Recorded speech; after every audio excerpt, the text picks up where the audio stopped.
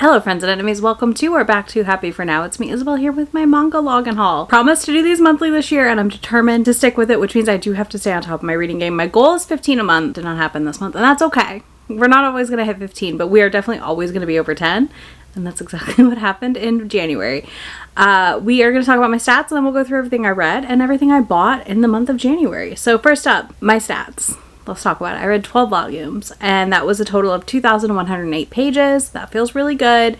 My genre breakdown was 2 shoujo, 2 seinen, 6 josei, and 2 yaoi. So there's that. And then let's dive into everything I read. I'm going to go in order of what I read, but I also grouped any series I read together. The first thing I read was The Great Snake Bride Volume 2. I enjoyed this. I think this has continued to be a really interesting horror romance situation. I definitely plan to pick up more volumes of this sooner than later, but I have to read enough to get my reward system. So if you're unaware, I have to read 10 volumes to be able to buy 2 volumes, and I'm currently in the negative because I went on a little shopping spree earlier this month, last month, which you'll see, for a project. That's why. But that's okay. This is high on my list. I will be picking up more in March at the very soonest, and I'm excited for it. This does follow our heroine, who is basically given to the Snake King because it's seen as like a sacrifice that the village has to make. So she's given to him and he's viewed as this like giant scary snake monster, and that's kind of not the case actually. And that has been fascinating. We also have the subplot of a monk who like hates him, and we're getting some more info on that, I think, as we continue on in these future volumes. Next, I got current on a series, which is The Titan's Bride. I read volume 5 and 6. This is a fantastic, very filthy series. This is very explicit. This is not going to be for everyone. And I loved it. I think these two did a good job of giving me a lot of smut. These are very, very spicy inside, but also a lot of plot. I felt like by volume 6, we've had so much plot development that I'm really curious to see what's to come in volume 7. And I'm excited, but sad to be caught up because again, like these were really fun, but also plot-wise, like I'm very intrigued. We're building up to some of a war situation, I feel like, in volume 6 / why people don't want Caius, I think that's his name, to be the king basically of his world, but also these people who like hate them, the beast folk.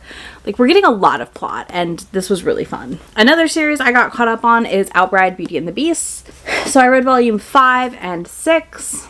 We continue to have our enemy character in this one and some development around Mishiro's relationship with one of the characters, the angel guy right here. But yeah, like we've continued to have some interesting plot development here. I'm really intrigued to continue. I love this series. I know that this is one of those smutty joseis that's not for everyone because it definitely has some dynamics here that are not going to work for everyone, but they definitely work for me very well, and a whole freaking bunch. Yeah, I'm loving this. I love the covers. Like I feel like these 2 covers are fantastic. Our god heroes are all kind of falling for her more and more as we've continued in this series, which I also find fascinating. And I'm really not sure exactly where we're going with the full plot of this, so I will be excited to see what happens. Next, I read Bride of the Barrier Master Volume 3, and I continue to love this. She wants to divorce him so badly, and he's like, absolutely not.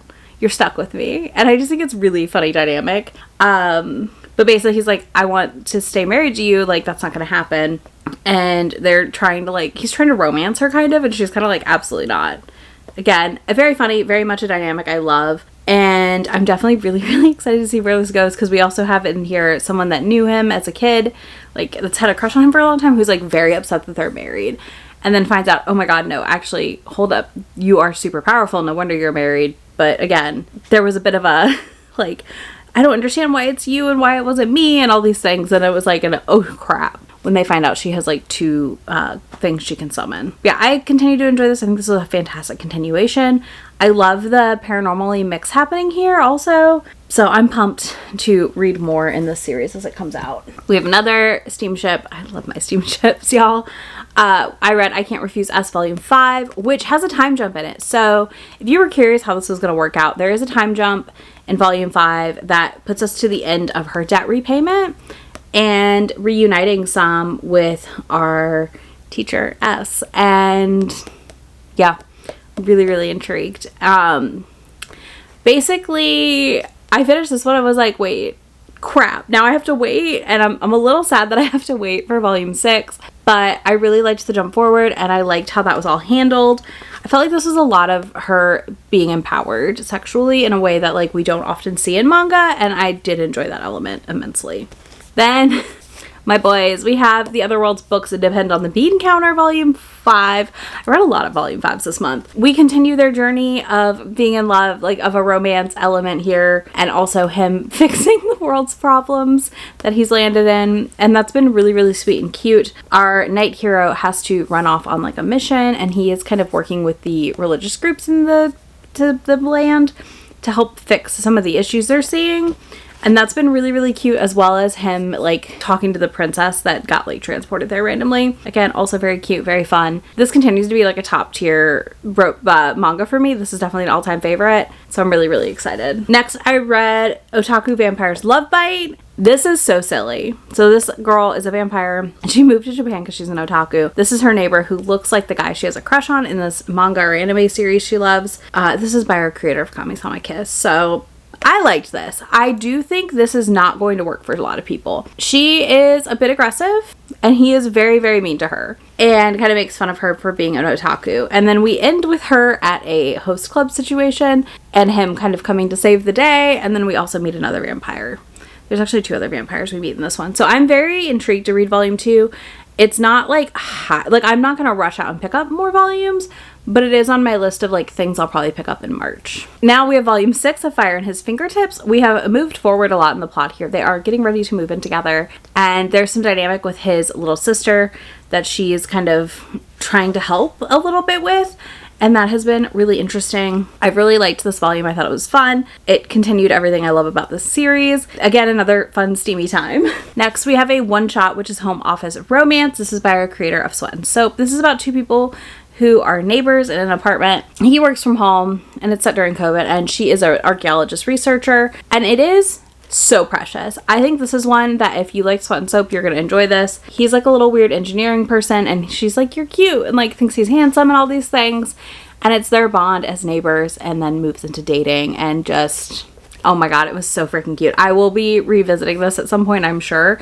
This is just one of those things that like gave me the perfect hit of serotonin, and I was so happy to read it and enjoy it and just be like, oh, these sweet little babies in love. Next, we have A Suitable Fetish Volume 2. I read Volume 1 in December, I believe, and Volume 2 came out in January, so I picked it up and I read it. This one is becoming a new favorite for the steamship titles. So she figures out that he is a submissive in this one, and that's been very fun, and she wants to try all these different Kama Sutra positions with him, and he's interested in that with her. But there's also some really fun jealousy happening in this one, and maybe a setup for them to become a throuple. I'm not sure where it's going to go yet, but I really enjoyed how this played out. I liked the tension in this one, as well as just the development around like his desires sexually. So yeah, this another fantastic one. And then last but not least in things I read My Androgynous Boyfriend Volume 5. This finishes the series.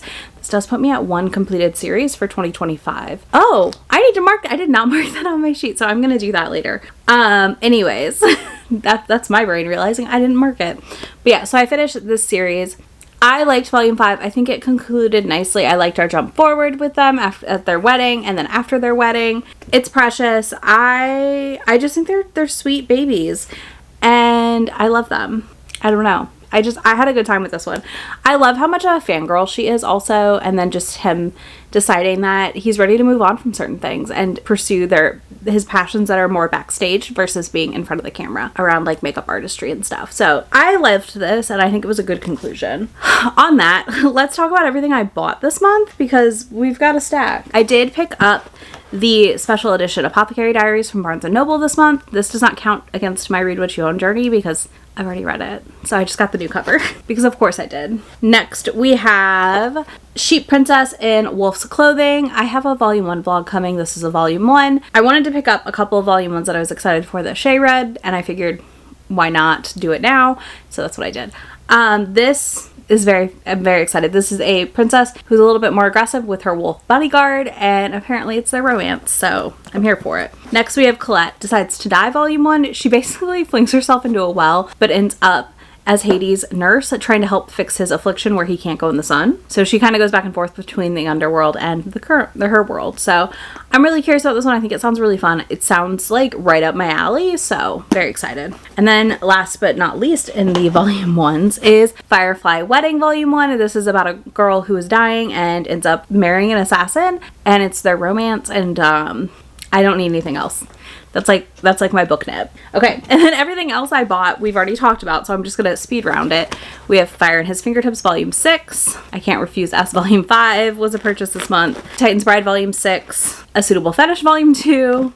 My Androgynous Boyfriend Volume 5. So I mean, I did a good job. I read a lot of what I bought this month, and I'm happy about that, so that's a win. I probably won't have a big haul in February because I bought this month and I'm trying to read a lot instead of buy. So I'm very excited though, because February I'm doing a volume 1 blog. So you'll be getting that from me, where I read as many of my volume 1s as I can. I have about 32-ish of them.